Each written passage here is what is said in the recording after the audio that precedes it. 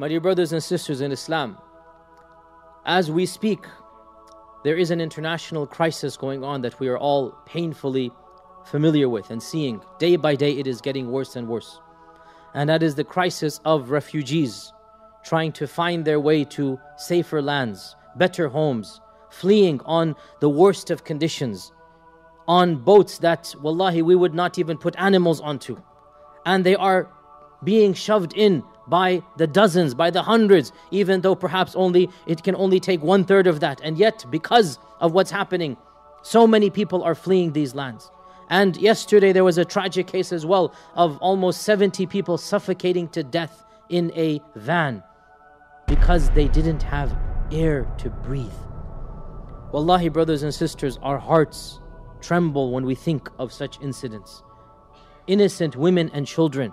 Pictures are found on the internet of bodies of babies. Today I saw one with a diaper on still. That's how young the baby was, washed up dead onto the shores of Greece. Wallahi, brothers and sisters, words, I don't know what to say, because it's so painful for any parent to see. To see the father who is crying, holding on to his little daughter as they land on the shores. To see a dignified man begging on the streets, holding on to his son or daughter. Wallahi, these are very painful images. And to realize that these are our brothers and sisters in faith. Even in humanity, doesn't matter what their religion is, but it makes it even more so that they're Muslim. But wallahi, even if they were not Muslim, even if they were animals, we're not supposed to treat animals like this. And to see the fact of the matter, and it has to be said, to see the arrogance and the greed of other human beings, not over here, we're not going to let you in. To see people so selfish, they're not even going to give water and bread. To see riot police try to stop these people from simply trying to secure some basic food and water. Wallahi, brothers and sisters, we live towards the end of times where I would say the collective conscience of humanity seems to have almost died.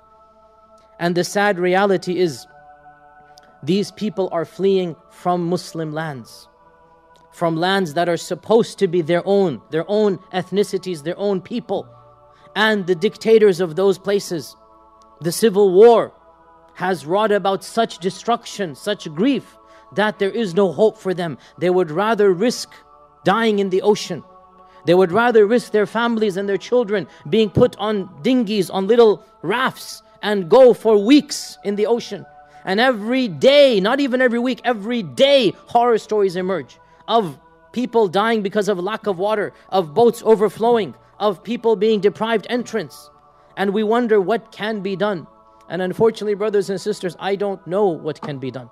I do not know. I am not a politician. I don't have political solutions. But I do know that we need to do something. I do know that we need to organize. We need to help these brothers and sisters out. People need to start taking action.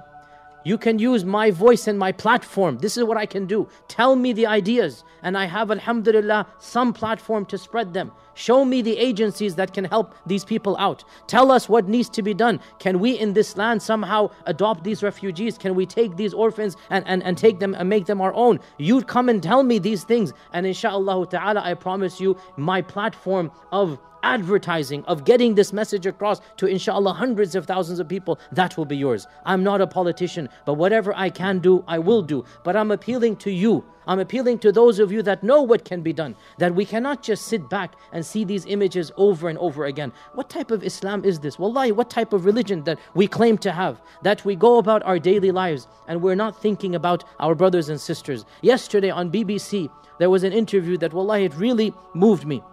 A Syrian elderly man was being interviewed, and the interviewer was very sympathetic to him, very nice to him. And he said, what is your message to those people that don't want you to come to this land? It was, I believe, Macedonia or Greece, I forgot where. What is your message to those people who are wanting to stop you from coming in?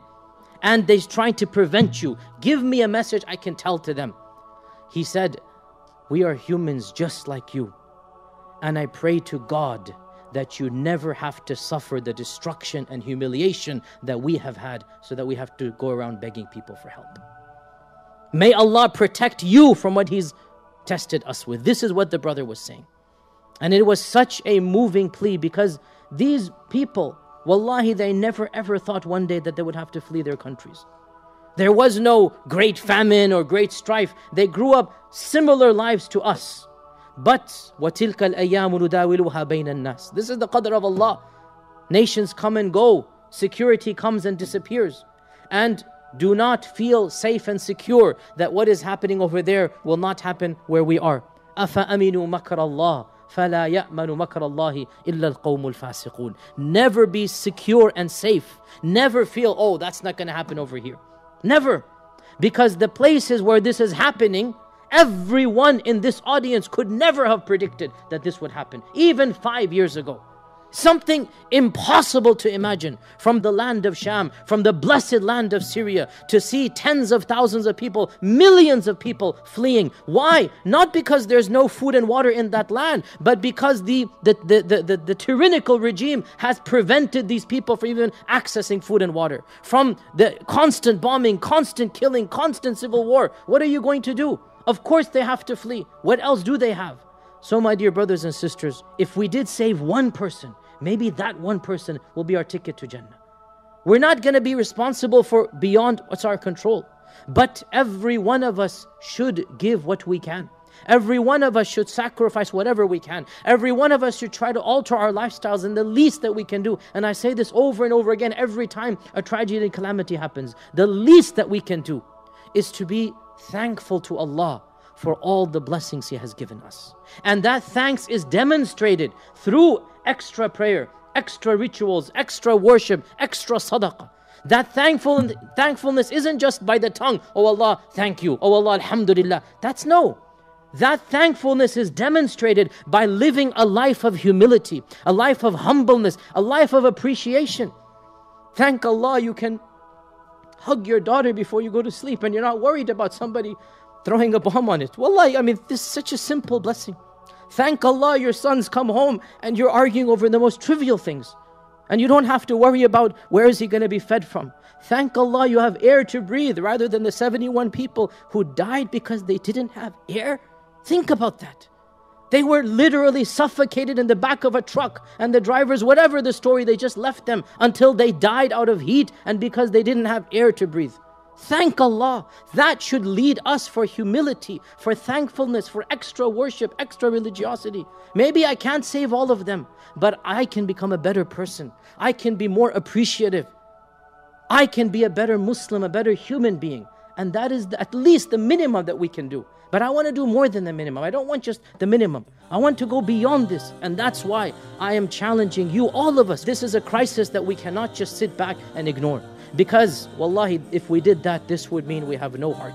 This would mean we have no sense of iman and humanity. And wallah, it's not even religiosity, it's humanity. Humanity. Even if animals were being treated like this, the world would become aghast. Brothers and sisters, this is not an empty request from all of you. Tell me what needs to be done and we will organize and I will give khutbahs about it and I will post on my Facebook and Twitter and we will try to do something to help these innocent brothers and sisters. For how long? For how long have they suffered? For how long will they continue to suffer? The least we can do is to try our best to make their situation better. Perhaps Allah subhanahu wa ta'ala will have pity on us in those attempts.